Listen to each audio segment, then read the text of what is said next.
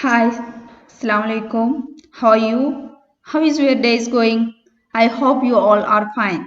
Okay, now we are going to discuss a simple poem, The Wreck of the Titanic, written by Benjamin Peck. The Wreck of the Titanic is Keith's best known poem. It is an elegy on the sinking of the Titanic. What is elegy? Yes, elegy is a song or a poem expressing sorrow, especially for one who is dead. Here, many lives lost in this disaster, and most importantly, the courage of the captain and the crew and the band of the Titanic under such trying circumstances. Okay, are you ready to go into our class? Okay, listen here. First, we are going to discuss about the poet. Who is the poet? Benjamin Peck. Benjamin Peck was an American poet. Not much is known about him. It is estimated that he was born in the year 1857. His father was named Edwin S. Keith and his mother was named Julia A. Pereira. Benjamin Peck was an American poet. Not much is known about him. It is estimated that he was born in the year 1857. His father was named Edwin S. Keith. His mother was named Julia A. Pereira. Hence it is safe to assume that he was of mixed race. Records shows that he got married at the age of 56 to Kate Rose Tyson, aged 49, on the 30th November 1913 in San Francisco, California. He has published a collection of poetry entitled Spoons of Silver and Spoons of Tin and the other poems in the year 1921. One of his well-known poems is called A Memory of Arizona. Got it? Next, we are going to see the setting of the wreck of the Titanic. His poem is set in the North Atlantic Ocean at the exact point of time when a giant iceberg strikes the Titanic and leads to its sinking. The way in which the poet describes the scene in questions makes all the action seem very immediate and adds to our enjoyment of the poem. Okay, now we are going to discuss our poem. This is our first stanza of this poem. Out of Southampton she sung with a stream, a poem of iron and steel, a sea dream, and thousands of on shore watched her steaming away, the largest and grandest of all ships that day. Out of Southampton. Southampton പോർട്ടിൽ നിന്ന് Titanic കപ്പൽ അതിൻ്റെ ആദ്യത്തെ യാത്ര എന്ത് ചെയ്യാണ് തുടരുകയാണ്. Out of Southampton she sung with a stream, a poem of iron and steel. ഈ സ്റ്റാൻസയില് പോയറ്റ് പറയാൻ ശ്രമിക്കുന്നത് ടൈറ്റാനിക് എന്ന വലിയ കപ്പലിന്റെ ഭംഗിയെ കുറിച്ചാണ്. അപ്പോൾ സൗതാംപ്ടൺ പോർട്ടിൽ നിന്ന് അത് അതിന്റെ യാത്ര തുടരുമ്പോൾ ആ കപ്പലിനെ കുറിച്ച് പോയറ്റ് പറയുന്നത് it's A poem of iron and steel. Iron steel use ചെയ്തിട്ട് ഉണ്ടാക്കിയ ഒരു പോയം തന്നെയാണ് ഈ Titanic.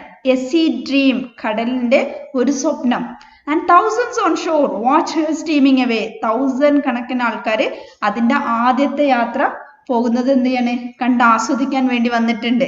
The largest and the grandest of all ships that day, അന്ന് വരെ കണ്ടതിൽ വെച്ച് ഏറ്റവും വലിയ ഷിപ്പായിരുന്നു അത്. അപ്പോൾ ഈ സ്റ്റാൻസയിൽ പോയിട്ട് എന്താണ് ആ ടൈറ്റാനിക് എന്ന കപ്പലിന്റെ യഥാർത്ഥ ഭംഗിയെ കുറിച്ച് ശരിക്കും നമുക്ക് പറഞ്ഞു തരുന്നുണ്ട്. Next, in this stanza, the poet describes how the Titanic moved with the hose of the water out of port of Southampton. He thinks it was as beautiful as a poem and as unbelievable as a dream. Thousands of people stood on the shore and watched the steam blowing out of the Titanic as it started to move. It was the largest and most magnificent ship that they had ever seen. This is the first stanza's explanation. Okay, go to next stanza. Second stanza. And the 1,000 on board did security feel, for no eyes saw death, as he stood at the wheel, directing her course to the echoless shore. her first and last haven of nevermore. And the thousands on board did security feel. ഈ സ്റ്റാൻസയില് പോയിട്ട് ശരിക്കും Titanic കപ്പലിന്റെ വലിപ്പത്തെക്കുറിച്ച് അതിന്റെ വിസ്തൃതിയെക്കുറിച്ചാണ് പറയുന്നത്. 1000 ആൾക്കാരെ അതിൽ ഉൾക്കൊള്ളുന്നുണ്ട്. And thousands on board did security feel. അവരെന്ത് ചെയ്യുന്നുണ്ട്? ക്യാപ്റ്റൻ സ്മിത്ത് എന്ന് പറയുന്ന അയാളുടെ കീഴില് അവർ നിൽക്കുമ്പോൾ അവർ നന്നായിട്ട് അവരുടെ സെക്യൂരിറ്റി ഫീൽ ചെയ്യുന്നുണ്ട്. അവർ മരണത്തെക്കുറിച്ച് ആ സമയത്ത് ചിന്തിച്ചതേയില്ല. For no eye saw death as he stood at the wheel directing her course to the equalous shore. അങ്ങനെ അതെന്ത് ചെയ്യണേ? നിശബ്ദമായിട്ട് ആ ഷോറിലൂടെ അതിങ്ങനെ ഒഴുകാണ്. അതിന്റെ ആ ഒരു ഭംഗിയെക്കുറിച്ച് അതിന്റെ വലുപ്പത്തെക്കുറിച്ചാണ് ഈ സ്റ്റാൻസയിൽ പോയിട്ട് പറയാൻ ശ്രമിക്കുന്നത്. Directing her course to the equalous shore, her first and last haven of nevermore. First and last haven means തുറമുഖത്തെത്തുക. അതൊരു തുറമുഖത്തു നിന്നാണ് അതിന്റെ യാത്ര പുറപ്പെട്ടിട്ടുള്ളത്. ഇനി അതൊരു തുറമുഖത്ത് എത്തില്ല. ഇനി ഒരു തുറമുഖത്തേക്കും അതെന്തെയില്ല, എത്തില്ല. ഹെർ ഫസ്റ്റ്, അതിന്റെ ഫസ്റ്റത്തെ ലാസ്റ്റത്തെ യാത്രയായിരുന്നു അത്. Her first and last haven of never more. Explanation. In this stanza, the poet says that the Titanic was so huge that 1,000 people could be accommodated in it, and they all felt safe, for they had much faith in Captain Smith. In fact, they didn't even see death as a distant possibility. Now, the Titanic had moved so far away that no sound made on the ship could reach the shore and be echoed back. Never again would the Titanic be this safe. Next stanza. Third stanza. She was the last best work of man, and on her first voyage was speeding, when out of the darkness, out of the night, loomed an ominous form of ghostly white. She was the last best work of man. ഇവിടെ പോയിട്ട് പറഞ്ഞു തരുന്നത് എന്താണ്? ഈ Titanic എന്ന് പറയുന്നത് മനുഷ്യന്റെ ഫസ്റ്റത്തെയും ലാസ്റ്റത്തെയും best വർക്കാണ്. She was the last best work of man. And on her first voyage was speeding. അങ്ങനെ ടൈറ്റാനിക് കപ്പൽ കടലിലൂടെ അതിന്റെ ആദ്യത്തെ യാത്ര ഭയങ്കര സ്പീഡിൽ പോയിക്കൊണ്ടിരിക്കുകയാണ്. When out of the darkness, ആ സമയത്താണ് ഇരുട്ടിൽ, ഔട്ട് ഓഫ് ദ നൈറ്റ്, ആ ഇരുട്ടിൽ എന്ത് സംഭവിക്കുന്നത്? ലൂംഡ് ആൻ ഓംനിയസ് ഫോം ഓഫ് ഗോസ്ലി വൈറ്റ്. ഓംനിയസ് എന്ന് പറഞ്ഞാൽ ദുശകുനമായ എന്തോ ഒരു വൈറ്റ് കളറിൽ, ഗോസ്ലി വൈറ്റ് എന്ന് പറഞ്ഞിരിക്കുന്നത് വൈറ്റ് കളറിൽ എന്തോ ഒന്ന് എന്തായിരിക്കും? She was the last best work of man and on her first voyage was speeding when out of the darkness, out of the night, loomed an ominous form of ghostly white. Third stanza explanation. In this stanza, the poet says that man had never created anything better than the Titanic. As the ship was speeding along, suddenly a large and scary mass that was white in color could be seen in the darkness.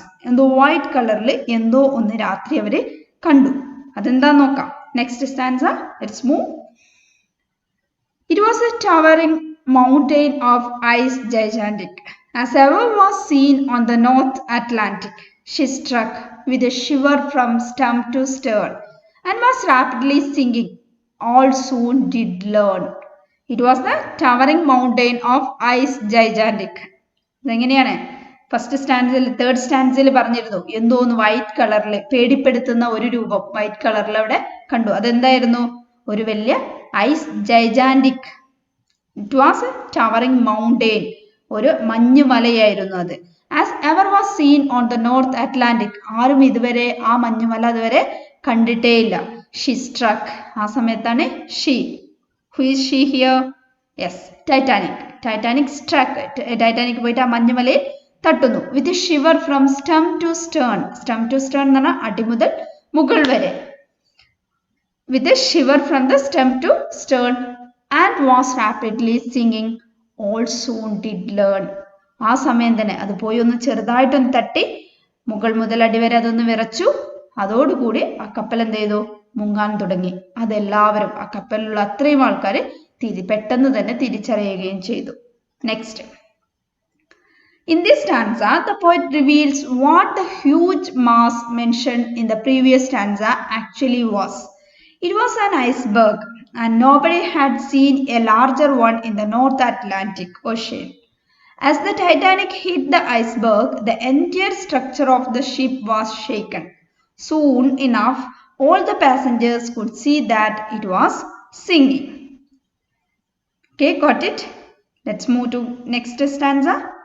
Okay, fifth stanza. Then Captain Smith, her commander brave, thought not one moment his own life to serve, but stood on the bridge, calling out to the crew, "Remember your country, be British, be true." Then Captain Smith, who is the captain in this ship? Yes, Captain Smith. Her commander brave, ആ ഷിപ്പിനെ നയിക്കുന്ന ആള് അല്ലെ her commander brave thought not one moment his own life to save ആ കപ്പൽ അങ്ങനെ മുങ്ങിക്കൊണ്ടിരിക്കുകയാണെങ്കിലും ആ സമയത്ത് പോലും അദ്ദേഹത്തിന്റെ ജീവൻ രക്ഷപ്പെടുത്താനല്ല ആലോചിച്ചത് എന്താണ് but stood on the bridge calling out the crew അദ്ദേഹം ആ ബ്രിഡ്ജിൽ കയറി നിന്ന് അവരുടെ ജോലിക്കാരെയൊക്കെ വിളിച്ചു എന്നിട്ട് പറഞ്ഞു റിമെമ്പർ യുവർ കൺട്രി നിങ്ങൾ നിങ്ങളുടെ രാജ്യത്തെ ഓർക്കുക നിങ്ങൾ ബ്രിട്ടീഷുകാരാണ് അതുകൊണ്ട് നിങ്ങൾ ആത്മാർത്ഥമായി ഇവിടെ ഇതിലുള്ള ആൾക്കാരെ രക്ഷപ്പെടുത്താൻ ശ്രമിക്കുക next In this stanza, the poet describes how Captain Smith never thought about saving himself, but rather told his crew to be as noble as the British were known to be. Got it? Okay. Now I am going to wind up this class. Next stanza we will discuss our next class. Okay. Before going to wind up our class, you should write your notebook in this question answers. Okay. First question. Why was the Titanic called a poem of iron and steel? What was the feeling of the people on board when they started the journey? What was the ominous form which loomed out of the darkness? Got it? Okay. Thank you. Assalamu alaikum.